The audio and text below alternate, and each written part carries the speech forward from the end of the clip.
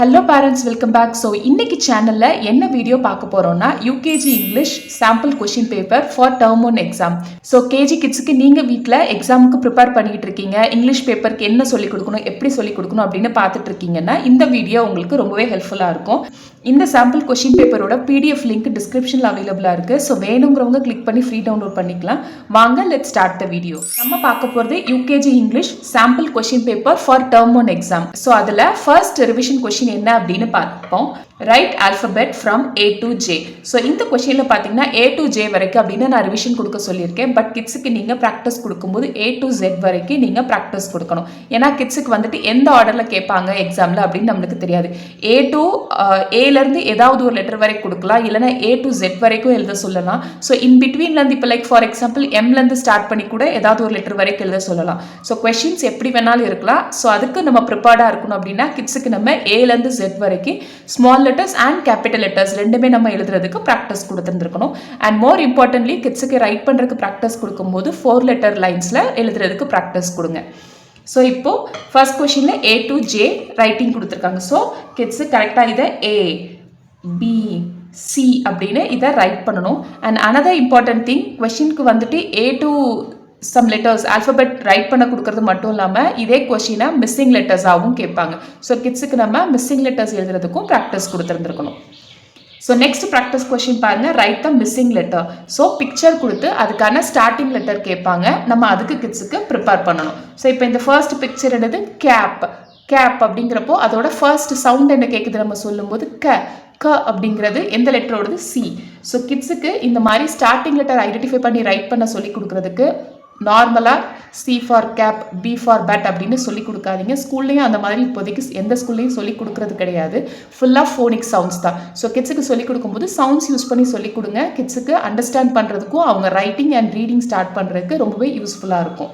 So next இங்கே பாருங்கள் mat. அப்போ அப்படிங்கிற சவுண்ட் எந்த லெட்டர் வருது எம். ஸோ அப்போ மேட்டோட ஸ்டார்டிங் லெட்டர் என்ன எம். பேக் பேக். ஸோ இங்கே ஃபர்ஸ்ட் சவுண்ட் என்ன கேட்குது பங்கிறது எந்த சவுண்டரோடது பி. ஸோ சவுண்ட் பேஸ் பண்ணி கிட்ஸ் படிக்க ஆரம்பிச்சிட்டாங்க அப்படின்னா அவங்களுக்கு ரைட்டிங் அண்ட் ரீடிங் ரொம்பவே ஈஸியாக இருக்கும். ஸோ நெக்ஸ்ட் ப்ராக்டிஸ் கொஸ்டின் நம்ம என்ன கொடுக்கணும் அப்படின்னு பார்த்தீங்கன்னா வவல்ஸ். ஸோ கிட்ஸுக்கு வந்துட்டு ஆல்ஃபபெட்ஸ் கொடுத்து அதில் வவல்ஸ் என்ன கான்சனன்ட் என்ன அப்படின்னு எடுத்து சொல்லவும் கேட்பாங்க. வவல்ஸை மட்டும் சர்க்கிள் பண்ணுங்கள், கான்சனண்ட்டை கிராஸ் பண்ணுங்கள், அந்த மாதிரி டிஃப்ரெண்ட் டைப் ஆஃப் கொஸ்டின்ஸ் கேட்பாங்க. வவல்ஸ்னா என்ன, கான்சனண்ட்னா என்ன அப்படின்னு நம்ம கிட்ஸுக்கு கிளியராக சொல்லி கொடுத்து ப்ராக்டிஸ் கொடுக்கணும். ஸோ இப்போ இங்கே ரைட் வவல்ஸ் அப்படின்னு கொடுத்துருக்காங்க. ஸோ வவல்ஸ் மொத்தம் எத்தனை 5. ஸோ அந்த 5 லெட்டர்ஸையும் கிட்ஸு ரைட் பண்ணணும். என்னென்ன vowels A E I O U. So கிட்ஸுக்கு சொல்லிக் கொடுக்கும்போது சாங் மாதிரி like AEIOU these 5 letters of vowels அப்படின்னு கிட்ஸுக்கு சொல்லிக் கொடுங்க. நல்லாவே மைண்டில் ரெஜிஸ்டர் ஆயிரும். ஸோ அதை வச்சு கிட்ஸுக்கு எழுதுறதுக்கும் ரொம்பவே ஹெல்ப்ஃபுல்லாக இருக்கும். நெக்ஸ்ட் UKG கிட்ஸுக்கு நம்ம ப்ராக்டிஸ் கொடுக்க வேண்டிய டாபிக் என்ன டேர்ம் 1 அப்படின்னு பார்த்தீங்கன்னா articles. Article A or an எங்கே வரும் அப்படின்னு கிட்ஸுக்கு ஐடென்டிஃபை பண்ணி ரைட் பண்ணுறதுக்கு. ஸோ வவல்ஸ் அண்ட் கான்சனன்ட் என்ன அப்படின்னு நம்ம கிட்ஸுக்கு கரெக்டாக புரிய வச்சுட்டோம். கிட்ஸுக்கு வவல்னா என்ன, கான்சனன்ட் என்ன அப்படின்னு ஐடென்டிஃபை பண்ண தெரிஞ்சிச்சுன்னா நெக்ஸ்ட் ஆர்டிகல் எழுதுறதுக்கு கிட்ஸுக்கு ரொம்பவே ஈஸியாக இருக்கும். ஏன்னா இப்போ ஆர்டிகல் A or an எங்கே வரும் அப்படின்னு கிட்ஸுக்கு நம்ம சொல்லிக் கொடுக்குறதுக்கு வவல்ஸ் அண்ட் கான்சனன்ட்ஸ் கண்டிப்பாக தெரிஞ்சிருந்துருக்கணும். ஸோ ஆர்டிகல் A நம்ம ஒரு வேர்டுக்கு முன்னாடி A எப்போ வரும் அப்படின்னு பார்த்தீங்கன்னா ஒரு வேர்டு இங்கே இருக்கு.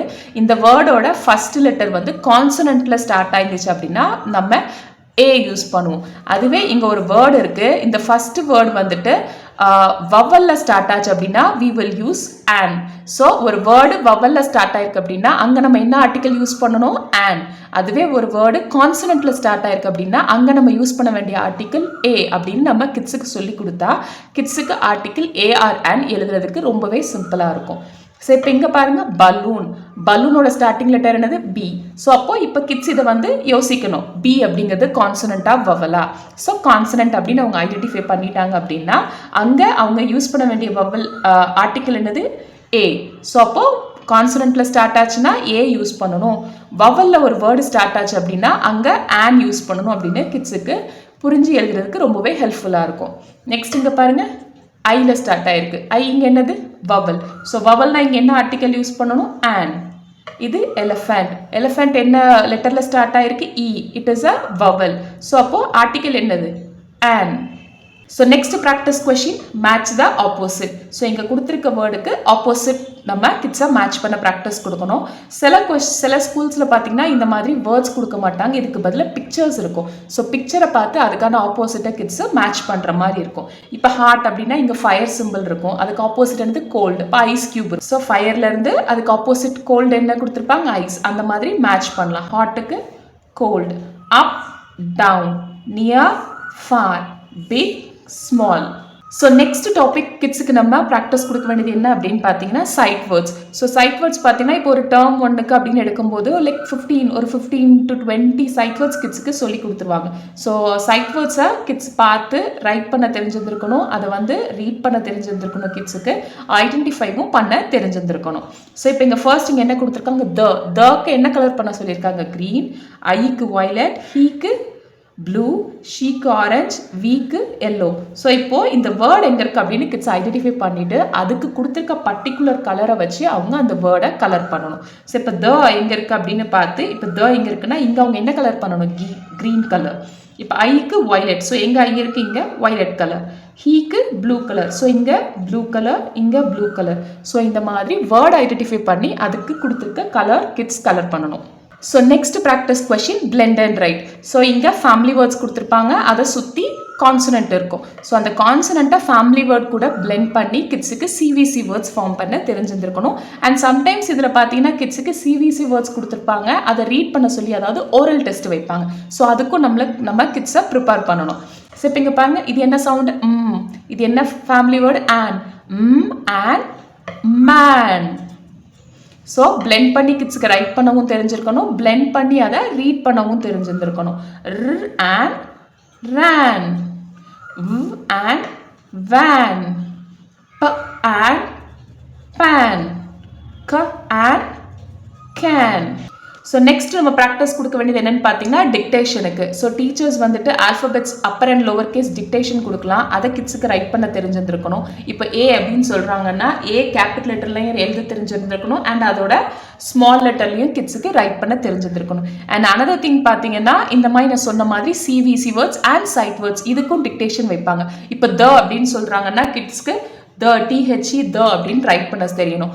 கேப் அப்படின்னா CAB கேப். ஸோ கிட்ஸுக்கு alphabets, sight words and CVC words இந்த மூணும் வந்துட்டு கிட்ஸுக்கு ஓரலாக ரிட்டர்னும் தெரிஞ்சிருந்துருக்கணும். நம்ம இப்போ பார்த்த இந்த ப்ராக்டிஸ் கொஷின்ஸ் உங்கள் கிட்ஸை நீங்கள் டேர்ம் 1 எக்ஸாமுக்கு வீட்டில் ப்ரிப்பேர் பண்ணுறதுக்கு ரொம்பவே ஹெல்ப்ஃபுல்லாக இருந்திருக்கும்னு நினைக்கிறேன். ஸோ இந்த வீடியோ பிடிச்சிருந்துச்சுன்னா மறக்காமல் உங்கள் ஃப்ரெண்ட்ஸ் அண்ட் ஃபேமிலிக்கு ஷேர் பண்ணுங்கள். அண்ட் வீடியோவை ஸ்கிப் பண்ணாமல் லாஸ்ட் வரைக்கும் பார்த்ததுக்கு thank you so much. See you in another video.